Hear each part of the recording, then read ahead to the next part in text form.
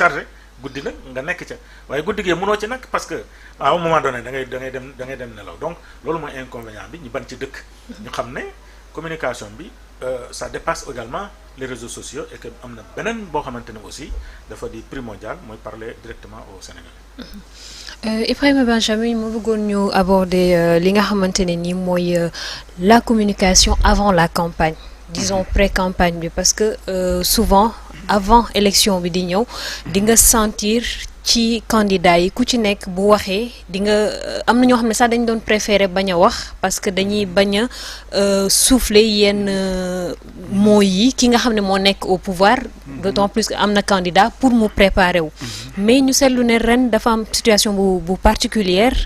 candidat yi ñu ci bëri dañ leen doon dégg tout le temps ci période boobu tout le temps il y avait des communications.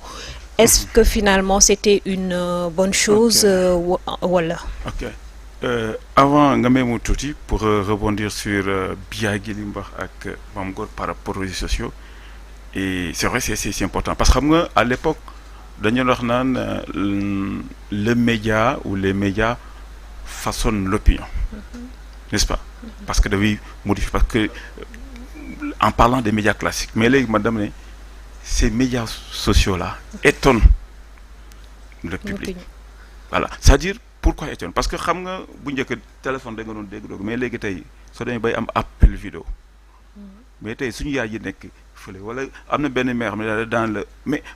wutal ma portable bi nga xam ne da ngay raay rek mu dem voilà parce que justement ça impressionne léegi maintenant le public donc foofu la réseaux sociaux tool foofu la médias sociaux tool et surtout avec WhatsApp. Mame Gor l'a dit tout à l'heure, on est dans une société de l'oralité, n'est-ce pas? gars yi fii loo def vidéo mais voilà pourquoi le WhatsApp est devenu aussi un média et un puissant média buy concurrencer même la radio parce que léegi même avec WhatsApp tu peux faire voilà. Non, c'est un réseau social fermé. C'est-à-dire qu'il y a, il y a ce qu'on appelle le réseau social ouvert et le réseau social fermé. WhatsApp, c'est un réseau social fermé parce que tu peux parler presque à des centaines ou des milliers de personnes et même tu peux faire même le live maintenant avec le groupe WhatsApp. Tu peux créer ta chaîne avec le groupe WhatsApp. Et surtout, il y avait des chiffres, il y a de cela 6 ans ou 7 ans, on disait que presque chaque jour, plus de 4 milliards de vidéos circulent à travers WhatsApp. Donc donc les gens ils utilisent ça au-delà de mais tous les éléments là les dépliants, les plaquettes mais on le reçoit par voie électronique. Mais seulement il faudrait aussi convertir quoi en mode podcast, n'est-ce pas? Parce que doyul dès loolu moo waral pour rebondir sur cette question parce que c'est dans le même ordre d'idée hein, parce que tout ça justement c'est avant parce que comme on dit communication c'est avant, pendant et après, n'est-ce pas? Alors avant cette campagne justement ils ont tous travaillé sur ça, d'abord sur le marketing parce qu'en réalité c'est tout simplement du marketing politique, n'est-ce pas? Et quand on parle de marketing on parle d'abord du produit, n'est-ce pas? Le prix à payer, n'est-ce pas? Donc, pour revenir sur les 4 P, produit, prix, place et promotion. Donc, c'est toute une étape. Et l'étape produit, qui est le produit? Mais c'est l'homme politique. Qui est le produit? C'est la vision qu'il décline. Donc, première étape de communication. Donc, bien avant, c'était quoi? Mais comment nan la mën a def ba man en tant que leader, moi en tant que je prépare à être candidat, comment nan la mën a vraiment defaree sama image ba mu mën a jàll. Et donc mooy produit bi kon nañu njëkk a defar ci d'abord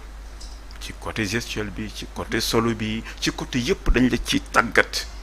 dafa le même souvent même média training, c'est-à-dire que mooy les hommes politiques parce que aussi ñoo ngi leen di préparer à parler à la radio, ñoo ngi leen di préparer à parler à la télé. Mais il faut que donc ñooñu nga période ça c'est ji nga période boobu période du lël la donc duñu wax pourquoi du wax mais loolu moo tax parce que ñoo ngi ci lël ñoo ngi ci lël di jàng di jël recul te recul aussi dafa baax di jël recul di observer ñoom d'abord produit parce que kii dégg naa ko léegi yaa ngi serve nit ñi parce que mënoo ñoo par exemple ngay incarner une vision te kii incarne vision bi il faudrait d'abord que voilà c'est un produit qu'il faut parfaire qu'il faut voilà polir n'est-ce pas donc c'est normal parce que ça fait partie des objectifs de communication parce que communication ñetti objectif la am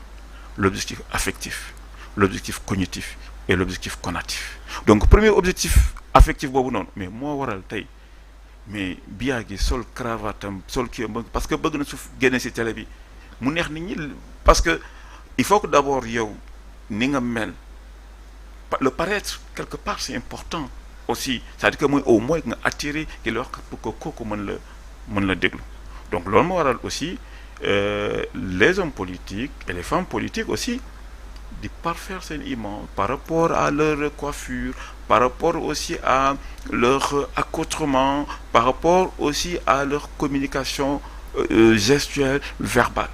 etc yooyu yëpp dañ koy defar ni ñuy waxee élocution bi nan la ñuy waxee donc yëpp dañ leen ci tàggat donc loolu tàggat la kooku mooy avant bi donc avant bi ci noonu léegi période boobu yaa ngi ci période stratégique di jàng parce que aussi suñu paree ci yow homme politique bi mais da nga war a léegi décliner la vision et cette vision là également ça demande un certain diagnostic ça demande un certain recul xool observer am maîtrise approprié wu ci document parce que aussi comme on dit soo xoolee pour la plupart j'ai vu ñoom ñëpp ñu si bëri même Khalifa Sall il parle de projet de société ñële il parle de projet programme donc tout ça c'est des projets programme et ñoo ñëpp soo xoolee seen programme lan la en faisant le tour de tous les kii là je vois que c'est ñii dañ ko tuddee rek priorité ñii tuddee ko action prioritaire ah ñii tuddee ko programme ñii tuddee ko projet donc justement parce que ça c'est la stratégie et parce que comme on dit il y a d'abord comme disait l'autre il y a d'abord la stratégie mais il y a aussi l'action et comme disait un grand spécialiste en management il disait que une stratégie sans action n'est qu'un rêve mais une action sans stratégie n'est que passe-temps n'est-ce pas donc et là il voudrait dire que donc il faudrait donc il faut allier la stratégie et l'action donc ñoom dañoo nekk ci phase donc soo nekkee ci phase stratégie tu n'es pas dans l'action tu es dans la phase stratégique parce que léegi cette vision là les gens dañuy def ñoo ngi ci ay ateliers ñii ils ont fait plusieurs séminaires et même ces séminaires là soo koy def t'as même pas besoin même voilà de le porter au grand public da ngay lëlu daf say atelier approprier vision bi ngay daw projet bi nga xam ne dañ la ko jox yow nga war ko porter nga approprier ko soo approprier porte nga kii bi projet bi comme ñu décliner ko en ñii soit en action prioritaire ñii tuddee ko ak et yooyu yëpp soo ko xoolee même am na sax ci jàngat yi ma doon jàng ni sax ci programme j'ai vu que mais il y a pratiquement c'est toujours même champ lexicaux ñooy ñëw ay énergie transition des mots qui renvoient tout simplement aux ODD aux objectifs de développement durable pratiquement ñoom ñëpp parce que justement parce que on est aussi à l'ère de la mondialisation c'est-à-dire que tout ça parce que les ODD même le PSE est une déclinaison des ODD et tout ça également ak ku fi ñëw tu es obligé de voir parce que loolu ce sont les États ñoom ñoo koy pour dire que voilà objectif 2035 lii la et là c'est décliné au niveau de ces ODD donc ñoom ñëpp également ci loolu la ñu donc foofu pour revenir encore pour dire que c'est ça donc le marketing politique produit bi bala nga ko génne da nga koy togg tey avant ngay defar jus da nga ko ñëw defar ñam xool est-ce que neex na def say test et cetera donc yaa ngi ci phase boobu noonu après maintenant cette phase il y a un prix à payer maintenant et comme on dit et le prix à payer comme je dis que mooy voilà tout ce qu'il faut c'est-à-dire que quand on parle surtout de marketing politique c'est tous les risques le prix n'est pas seulement numéraire le risque qu'il faut payer pour que ta vision passe okay. Le prix que tu dois payer pour que les gens puissent approprier ce qu'il est et après ça il faut positionner maintenant ce produit-là, il faut que ça soit partout, il faut le distribuer partout. D'accord. Et après, il faut assurer une bonne promotion également de cette vision et une bonne promotion également de l'homme politique qui incarne cette vision. Les deux mooy démarrer campagne bi une bonne promotion de la vision et de l'homme à travers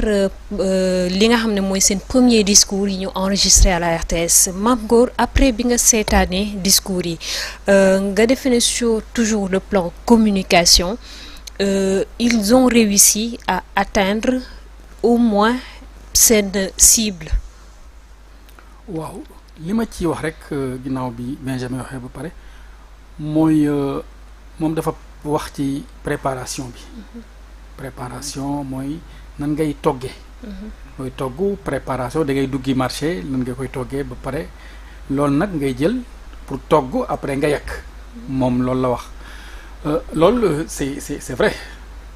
mais li ñu seetlu bala ñuy ñëw ci discours yi mooy booy xool depuis 2021 pour ne pas dire 2019 booy xool ce sont les mêmes propos qui se tiennent donc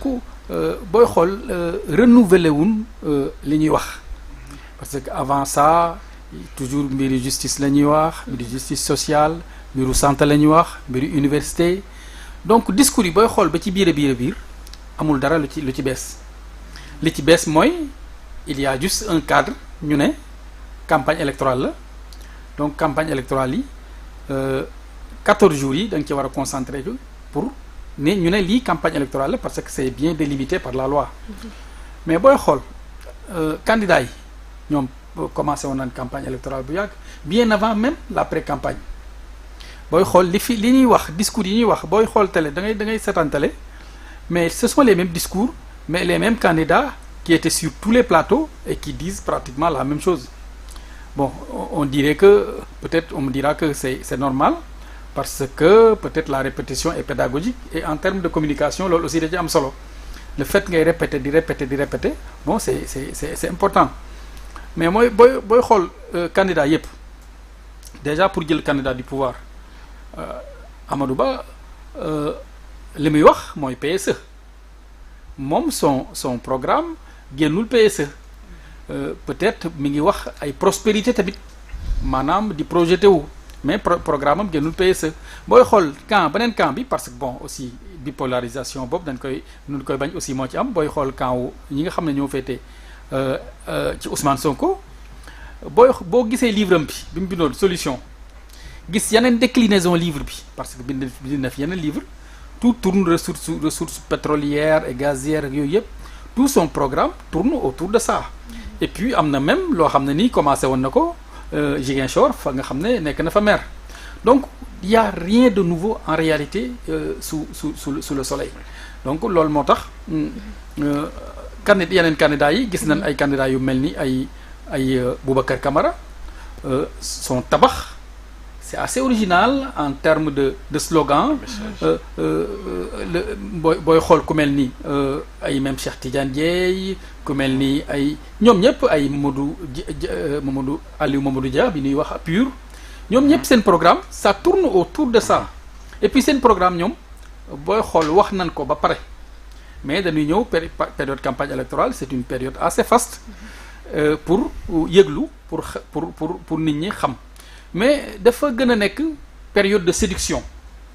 c'est une période de séduction c'est une période pour vouloir convaincre bon en termes de communication aussi convaincre cela ne veut pas dire que on dit forcément la vérité on peut convaincre sans avoir raison parce que loolu wax na te ci lu ci bëri dañuy convaincre peut-être ils essaient de convaincre sans avoir raison ñi nga xam ne dañuy déglu programme mais ñu ci bëri ñoo xam ne nii cette programme seen yoon nekku ci ñoom jàpp nañ ne peut-être ki fi nekk yitteelitu leen ku tax ci moom yitteelu leen dañ ko fiy jëlee am ñoo xam ne nii tamit dañ naan man kii laay àndal parti politique bi laay àndal leader politique bi laay àndal parce que daf ma neex am na ñoo xam ne nii dañ naa leader politique bi dafa neexiree loolu am gis nañ ko fii ay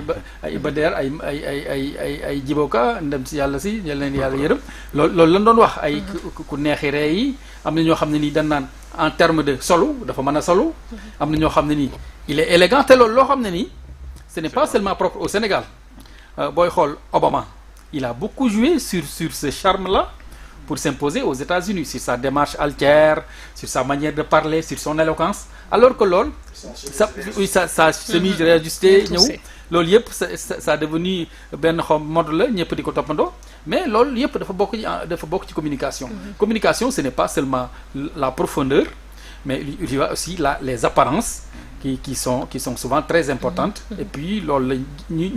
la Sénégal ñu ngi koy def ñu ngi koy xool ci àndandem ñoo politique Sénégal gis nga Macky Sall en 2019 course boobu mu defoon Fatick apporté woon na ko ay points yu bëri ñëw ba jub Fatick daw lu toll ay kilomètres bon matul ay kilomètres yu bëri mais on a l'impression qu'il a parcouru des kilomètres loolu c'était très important dañ ne kii jeune la bien vrai que bon nekkul jeune yooyu mais il est toujours dynamique et puis il est prêt à gouverner donc yooyu yëpp dafa am ci communication bon suñu homme politique yi ñoo ngi ciy góorgóorlu mais lu ci bëri tamit dafa des ba pare nag il faut après xam naa peut-être ci kanam ñu ñëw ci manipulation de l'information yi loo xam ne c'est pas toujours bon pour le public ñu ñëw ci fake news yi ce n'est pas toujours bon pour le public ak loolu yëpp nga xam ne moom la ñuy seetlu. oui. vraiment pour revenir ci li mu wax nii par rapport ak communication bi. c'est-à-dire que au-delà de ñoom les hommes politiques. Ce qu'ils nous montrent comme moom laa ni par rapport ak cet objectif affectif là. Au-delà de ñoom pour que ñu bëgg leen li wax noonu paraître boobu c'est parce que pour ñu bëgg li ñuy jaay. Mais comme je dis que dafa am lu ma gën a neex souvent su may xool un peu les réactions su ma xool la communication politique sérieusement de cette information. Et puis ça passe parce que aussi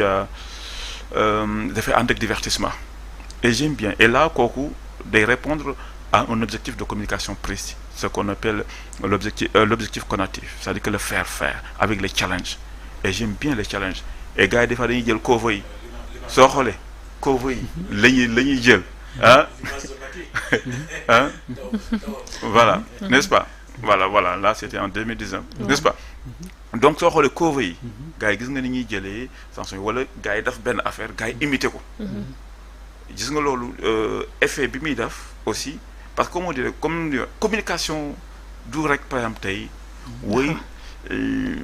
chaque jour parler chaque jour communication c'est communiquer c'est pas parler communiquer c'est échanger n'est-ce pas c'est aussi aller à la découverte de l'autre permettre aussi à d'autres de porter aussi votre voix mais pas par exemple toi-même le candidat des fois il faut laisser la place à d'autres ñu porter le et sous une autre forme et moom laa wax ni toujours d'ailleurs gis nga plaquettes yi rafet na loolu ñoom ñëpp ils ont fait de très belles plaquettes de très bons des plans numériques et ça tout cela mais il faut savoir qui va les parce que loolu c'est pour benn cible mais la ca plaquette ba liy nekk ci document yooyu ñuy partage xam ne ñëpp ko jot àdduna bi ñu ci bëri en fait ñi jàng ñëpp en tout cas ñoo ngi koy lire mais du rek yéemo rek ci ñooñu donc ça doit être également sous forme de podcast mu laax nii nga def ko dans toutes les langues mais aussi tamit la nekk ci plaquette yi lii ça parle d'énergie lii ça parle d'agriculture lii ça parle d'éducation mais kooku il doit y avoir des gens dans la formation yu koy def donc le leader il porte juste rek le projet mais ku ci nekk tu dois dans chaque état-major politique ku ci nekk tu dois lui permettre quand même mu kii nii ça en 2012 quoi qu'on dise Macky l'avait réussi soo xoolee il avait créé benn genre gouvernement virtuel entre guillemets c'est-à-dire que parce que y avait des task forces dans chaque groupe nga xam ne ñooñu tey ñoo doon porté tey il y avait benn commission yoo xam ne ñii commission nangam la énergie ñii commission éducation formation ñii commission ñooñu tey ñoo doon dem ci débat yi di ci wax parce que aussi le leader l'homme politique yàlla mayu ko aussi mu xam lépp ku ci nekk tu as une formation tu as une spécialité ci benn domaine mën nga wax c'est-à-dire que tu portes la vision bi ngay porter traité na ko mais laisser maintenant aux techniciens la ca plaqué lañ ci décliné yëpp ñoom ñu décliné ko defar seen bon plan d'action de communication voilà diw na dem GTV diw na dem 2STV diw na dem TFM diw na dem ku ci nekk dem fenn avec ce cible ñii dañu dem sax Sine FM ñii dañu dem Bawol FM nangam parce que voilà ñii nañu wax séeréer ñii nañu wax wolof ñii nañu wax njaago ñii nañu wax nangam donc là également comme encore une fois il faudrait aussi que ces chefs de parti que là ça également se mettre si derrière bàyyi également mooy communiqué doon wax ni léegi biyaa gi il ne devrait pas occuper tout l'espace politique et porter toute la communication de la formation politique d'ailleurs loolu moo tax le plus souvent chef de parti yëpp ku ci voilà après le chef de parti après lui c'est le désert il y a rien voilà. D'accord Biagui justement li mu doon wax sax si laa la bëggoon interpeller la communication jëmm ji mën na communiquer mën nañ communiquer à travers seeni discours mais aussi li nekk ci seen plaquettes yi wala bokk seen programme yi est-ce que ñëpp mën nañ ko recevoir niñ ko concevoir parce que parfois c'est vrai on amène des techniciens sur les plateaux mais parfois ñoom aussi niñ ciy communiquer day mel ni ñi koy seet du sax pour ñi nga xam ne xamuñu li ci plaquette bi parce que boo ko expliquer nee na ni ki nga xam ne mën na lire mën na ci accéder donc boo demee ba koy expliquer surtout ci wolof wala ci langue boo bëgg c'est pour que ñi nga xamante ne amuñu possibilité lire ko amuñu capacité wu lire ko ñu mun ko comprendre mais est-ce que loolu aujourd'hui les candidats ils arrivent à réussir ça parce que ñu ci bëri dañuy utiliser beaucoup de chiffres aussi. xam nga dafa am lu mu wax lu am solo tout à fait au début mu ne. Il faut une communication stratégie et d'action mais dafa am leneen lu des mais la planification c'est-à-dire da ngay gis comme ñoom ñëpp nu ñu def ils ont défini leur stratégie de communication ils étaient dans l'action mais action bi c'est mal planifié wala action bi du waruloon yem foofu parce que bu fekkee ne da nga ñëw rek nga def ko en français rek nga def ko ci ay livre rek bàyyi nga dem ci entre quatre murs ngay woo réseaux sociaux yi nga ne da ngay def communication ngay wax ci loolu alors que document bi nga def atteindre masse bi day des loolu mooy manque de planification je pense que boo demee bay nekk ci action bi dafa war a egg parce que lu gën a jafe moom nga def mooy stratégie bi boo demee ba définir la stratégie boo xoolee sax ñoom ni ñu nekkee ci ni ñuy présenter seen candidats yi au niveau de la télévision seen temps d'antenne da ngay xam ne am na ñoo xam ne am na lu des ci seen caravane yi seen comportement da ngay xam ne am na lu des te loolu c'est avant lañ ko waroon def mooy lu mu wax sànq mooy lëlu bi am na ñoo xam ne lëlu wuñu dañoo ñëw rek dem ci boo lëlu woon nga jox ak ki nga xamante ni moom moo yore ñii équipe bi nga parce que équipe la léegi la communication équipe communicationnelle bi mu wax la prise de parole nii nga war a comporter wu bu fekkante ne fii nga nekk parce que c'est important mooy foofu lay waxee la planification boo nekkee Bawol na ngay waxee bokkul ak boo nekkee Saalum na ngay waxee boo nekkee Tamba na ngay waxee bokkul ak boo nekkee Ziguinchor na ngay waxee donc loolu yëpp ci défini la te défini woowu da nga ko war a def avant ba tax na yow boo demee taxaw mën nga sax ne fii Ibrahima Benjamin Ndiaye fii du bari wax mais dañuy bàyyi maam Ngor Ngom ñu ne no Bawol dañ ko bàyyi mu gën a développé xam nga lu tax c'est parce que c'est l'identité de la personne ci fu muy waxee dafa am lu muy jouer et donc loolu avant lañ koy war a préparer mais aussi mu yow boo ñëwee maa ngi gis benn image Anta Babacar Ngom gars yi di koy naan bii kan lay yëkk kan lay tàllal loxo donc loolu da ngay xam ne malheureusement il n'a pas été préparé parce que est-ce que c'est le moment nga génn ca oto bi di wax mais toogal sa oto nga dawal ba nga am ful nga doo génn nga nuyu ni donc loolu yëpp ci elle n'est pas la seule am na ñeneen ñoo xamante ne aussi def nañ ko assez de grands politiciens je parle de par exemple le cas de Khalifa Sall dem benn koñ boo xamante ne y a pas de personne pour un grand candidat un grand commis de l'État un grand politicien comme Khalifa Sall ngay def yooyu ça veut dire que am na loo xamante ne defuñu ko avant et donc ça renvoie à dire que coom effectivement pour confirmer ñoom ñaar lu ma wax Mame Ngor ak Ibrahima Ly ak Benjamin mooy que aujourd'hui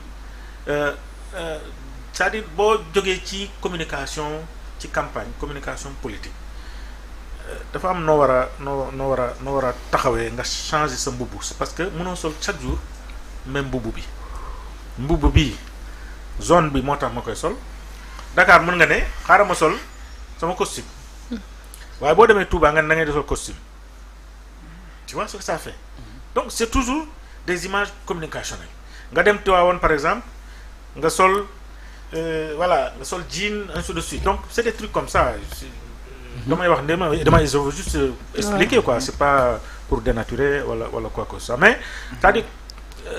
campagne bi dafay loolu lay laaj moo tax ma bëgg insister ci li mu wax mooy la préparation avant gis nga loo deful avant mënoo ko def pendant parce que boo ko naree def pendant dafay retourner contre toi et boo moytul dina am ñoo xamante ne dina retourner contre ñoom parce que tout simplement ils l'ont pas préparé maintenant am na fu muy toll aussi campagne bi nekkatul discours je pense que Abdoulaye Wade nous a enseigné ça Abdoulaye Wade dafa ñëw def la marche bleue il parlait peu il drainait la foule et la foule pour moom loolu mooy communication dafa ñëw rek en 2000 mu def la marche bleue rarement nga dégg muy wax alors que de l'autre côté da nga gis Abdou Diouf c'est feesal stade yi di wax discours gars yi di relevé wu di wax finalement les gens n'écoutaient pas li ñu wax beneen bi mooy les slogans aussi boobu aussi dafay jouer même bu fekkente ne am na ñoo xam ne duñ ko tenir en considération mais boo demee ba engagé ko baax na nga réfléchir ci slogan boo xamante ne vraiment dafay accrocher et que aussi nga def ko ci anam bi nga xamante ne ñi nga xamante ne moom ki nga xam ne moom mooy sénégalais bi dafay comprendre li nga bëgg a wax te vraiment dafay gis boppam ci li ngay wax donc en gros pour terminer effectivement ni nga ko waxee communication bi d'abord ni nga ko tabaxee comme fondement bâtiment mooy da ngay dem ci fondement bi mu dëgër parce que bu dëgërul sa fondement bu dëgërul boo ko tabaxee tamit dafay daanu donc au cours de la campagne bu fekkente ne sa avant defoo ko ba mu dëgër ci biir campagne bu daanoo dafay am conséquences yu grave parce que da ngay nekk ci benn dynamique après jékki-jékki nga wàcc dynamique boobu voilà mooy loolu la ñuy wax le memento xam nga day yéeg benn moment mais am na benn moment béréb booy def dafay wàcce te bu wàcce pour nga dogaat ko dafay métti. Avant de revenir sur la manipulation Mame Gor mu ngi koy wax sànq par rapport aux équipes yi entouré candidat bi pour la communication parfois aussi équipe yi est-ce que duñu tënk candidat yi parce que après tout ku ci nekk da nga am sa personnalité am sa identité mais aussi vision bi à la base ci yow la jógee donc à un moment il faut aussi l'assumer peut-être c'est bien nga am équipe ñu lay wax fooy jaar et tout ñëpp dañ koy am mais am na fu muy yegg équipe bi duñ fa nekk am na circonstances yooyu jànkonteel